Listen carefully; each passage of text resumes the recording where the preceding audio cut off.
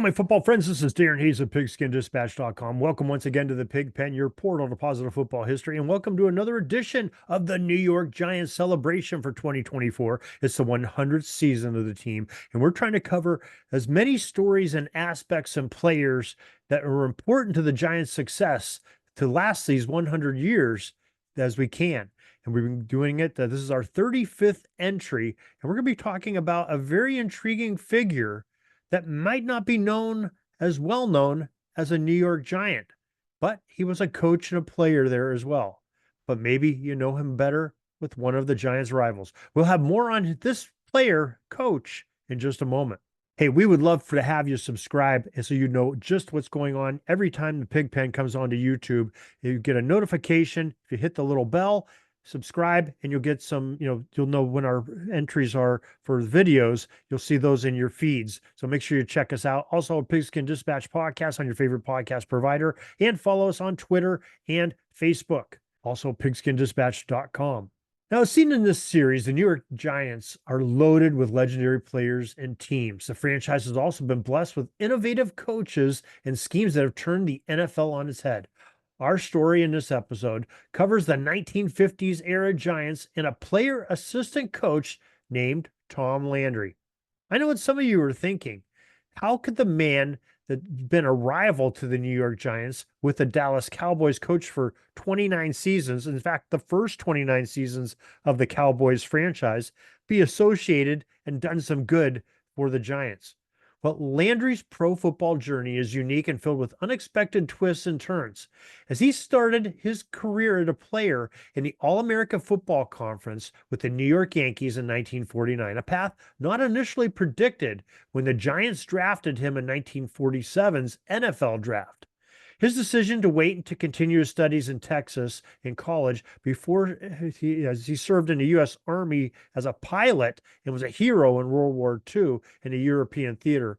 Now, the lure of being picked by the Yankees in the 1948 AAFC selection process all contributed to his unconventional journey. As the AAFC dissolved and partially merged into the NFL, the Yankees were one of the teams that were left out, so supplemental drafts and territorial rights were claimed by players. The Giants claimed Landry because they said the New York Yankees were in their district and their territory. So Landry became a New York Giants.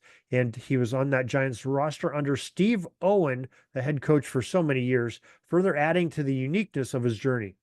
Under the tutelage of Giants head coach Owen, Landry's coaching career took its initial steps. Instead of a traditional lecture on a 6-1-4 defense, Owen unexpectedly called Landry to the forefront, tasking him with explaining the defensive scheme to his teammates. Landry rose to the challenge, articulating the defense's counter strategies against the offense. This impromptu demonstration marked the beginnings of Landry's coaching journey. The 1953 season proved to be truly disappointing for the Giants, culminating in a humiliating 62-10 defeat at the hands of the Cleveland Browns, and the crushing loss ultimately led to Coach Owen's dismissal, leaving Landry again contemplating his future. The Browns and Coach Paul Brown's offensive scheme was a problem for most of the NFL, including the Giants, and the talents of Cleveland quarterback Otto Graham and receiver Dante Lavelli in particular were a nightmare to defend against. Even though the 1950 Giants defeated the Browns twice in the regular season, they lost to them in a divisional playoff game in Cleveland. And it's a curious mystery why the Brownies hosted that contest, but it all came down to the flip of a coin in that era, not the best record and who defeated who in head-to-head matches.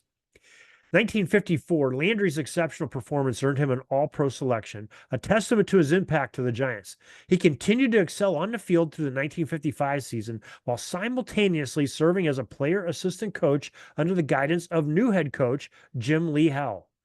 Landry's playing career concluded with an impressive record of 32 interceptions in just 80 games, returning those interceptions for 404 yards and three touchdowns. Additionally, he recovered 10 fumbles, returning them for 67 yards and 2 touchdowns, further solidifying his impact on a team's history. He was also many times called into punting duty. He was a regular punter for him, returned kicks, returned punts, special teams ace, and defender and a head assistant coach of the defense. That's quite a lot of importance that Tom Landry was doing for the Giants. Simultaneously to playing, Landry was in essence the defensive coordinator for the Giants in 1954. To stop the Browns, Landry pioneered a new ubiquitous 4-3 defense during his tenure with the Giants, defense coordinator. He named for his 4 defensive linemen and 3 linebackers. The 4-3 departed from the traditional schemes of the NFL. Landry's innovation involved moving the nose tackle, previously positioned directly over the center, back 2 yards to become the middle linebacker. The strategic shift allowed for a greater flexibility and versatility in the defense. The legendary Sam Huff became the Giants' iconic middle linebacker, embodying the effectiveness of this new defensive formation. The Giants also schemed what today would be called a 2-high safety look in their 4-3 front, which was fondly dubbed the umbrella defense, and that tradition of that name still carries on today. Landry was also the first coach to call defensive audibles with signals from the sidelines, leading his boss, Jim Lee Howe, to indicate that Landry might just be the best mind in coaching. This also led to the eventual departure of Landry from New York for a new NFL franchise in the Dallas area, who hired them as their head coach, and he served there for the Dallas Cowboys for 29 seasons.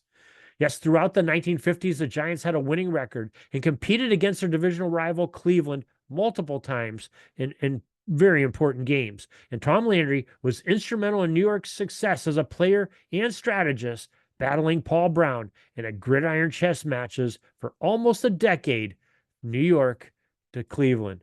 And that is a story of Tom Landry and his importance to the New York Giants of the 1950s and the innovation that he brought. We'll talk about another coach on that staff the same time as Landry in a future episode. And we got lots more talking about the 1950s, including a story about Sam Huff and the 56 championship and the greatest game ever played. Those stories and more coming up in coming weeks in the New York Giants 100 celebration. So don't miss it. We'd love to have you join us, but we have other stories on football history throughout the week. The Giants we try to cover on Mondays, but Tuesdays we have footballarchaeology.com's Timothy B. Brown joining us for another aspect of football history. Every day we have something going up on our YouTube channel, whether it be a YouTube Shorts or long form video, and we have 2 to 3 podcasts coming on to Pigskin Dispatch podcast stations, your favorite podcast provider daily also. You can find all this and more with daily new articles coming out on pigskindispatch.com. And we'd love to have you join us for that too. So until next time, everybody, have a great gridiron day.